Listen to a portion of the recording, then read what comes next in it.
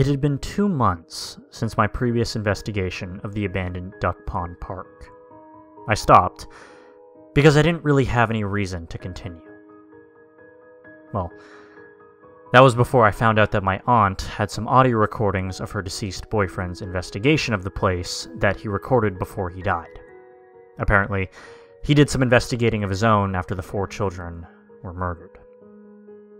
Well, I had asked my aunt for the audio recordings for at least a month, but she would never let me have them.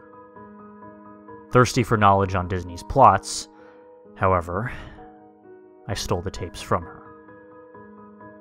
Here they are below. Recording 1. Hey. Hi. I was a former worker at Duck Pond. After the 4 children were murdered there, I decided to do some investigating. After the 4 children were murdered there, I decided to do some investigating.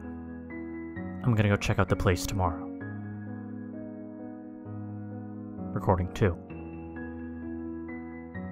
Hey there. So I entered the abandoned duck pond today. I haven't really found anything, and I had to leave early because I heard footsteps, and I don't want to get caught sneaking into the park.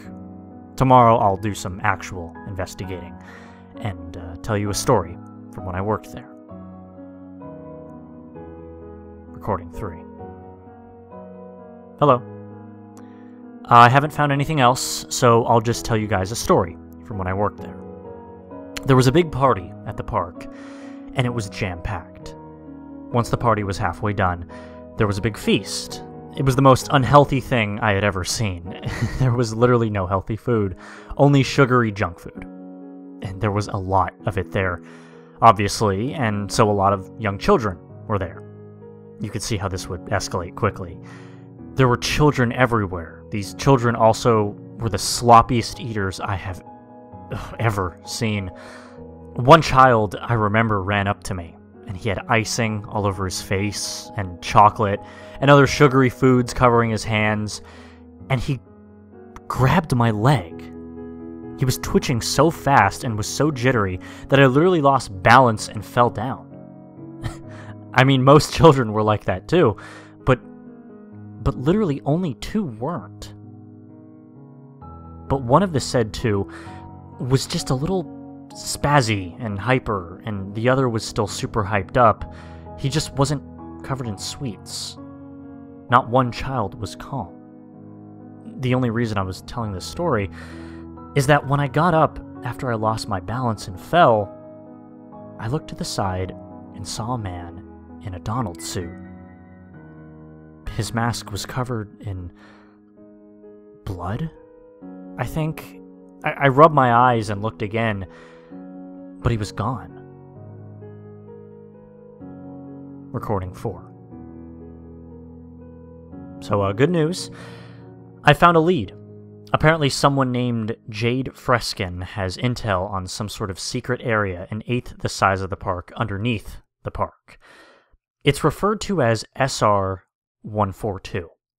I don't know what that stands for, but it could be Secret Room 142, but you can never be sure. I'm going to go interview Jade tomorrow and see what I can find. Recording 5. I interviewed Jade Freskin today, and she said that you can access this area by going up to the giant Donald Duck portrait in the main hall and press his left eye twice. His left foot once, his right foot once, his left eye 3 times, and his right eye once. Then the portrait rolls away like a hidden bookshelf with a secret area behind it. There is an elevator that leads to this secret area. I'm going to go investigate this area tomorrow. Recording 6. I went down to the area today, and there I saw some creepy stuff. There was a Mickey Mouse plush with 2 eyeballs ripped out that just sat on top of a box. Apparently this belonged to Jade, but it was stolen while she was on shift at Duck Pond. Anyways, after a while of searching, I found something that... Well, I found something that I'll never unsee.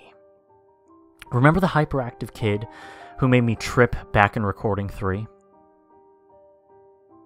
Yeah, I found him dead. He was still like he was that night. His mouth was still covered with the frosting, and his hands were still covered with chocolate. However, there was one difference. With the frosting and chocolate was a mix of...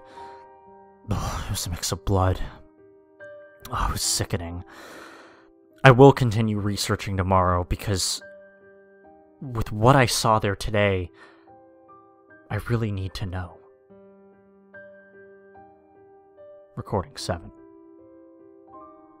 I went back to the area today. I was on the search for any more things like I saw yesterday. I didn't find much of what I was looking for. Well, that's a lie. I did find some interesting stuff, but I can't put it into words. Anyways, after a while, I smelled the stench of dead bodies. I followed the smell reluctantly and found more dead children. These ones were the 2 I mentioned recording 3 as the only 2 non-out-of-control kids at the party. Both were hung by a noose. I left again, but I'll go back tomorrow. Recording 8. I know who the killer is. His name is... He's after me. If anyone gets this, go down to SR142.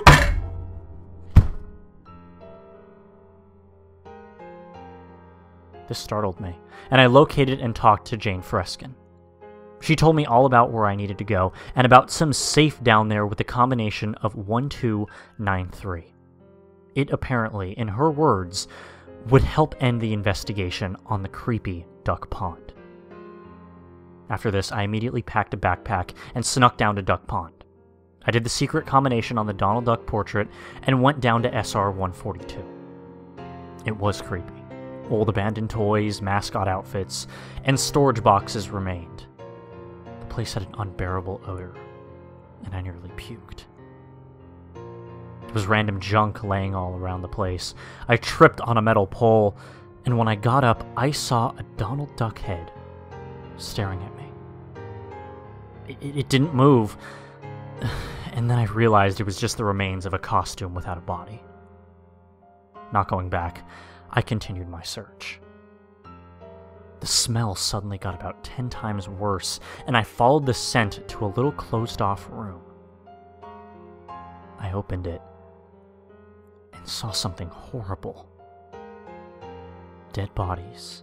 Tons of dead bodies, all lying down. I did a count, and there were 10 of them. But the most spooky part was 4 children, hung by ropes above the rest of them. Were these the 4 main children killed by the Donald Duck killer? After a small while, I found the safe Jade had told me of. I entered the combination, and it opened.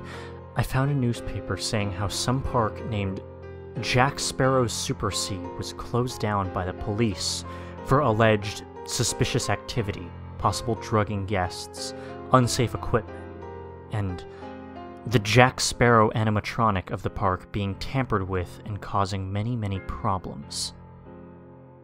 Then I found a file that said that all the Jack Sparrow Super Seas things would be turned into Donald Duck-type media. This is gross negligence on Disney's part, as they know the things that were in Jack Sparrow's Super Sea were dangerous, but continued to reuse it, endangering the guests. I left, and went to tell Jade what happened. But I found her dead in her room with a broken spine. I called the police, but by the time they arrived, she was already dead. After an investigation, it was ruled out that she died accidentally. One thing I noticed was that in the picture of her dead, there was the eyeless Mickey plush heard about in the audio recordings. I went to interview Harold Foucault, who was only willing to tell me one thing about why he murdered those kids. Disney made me do it.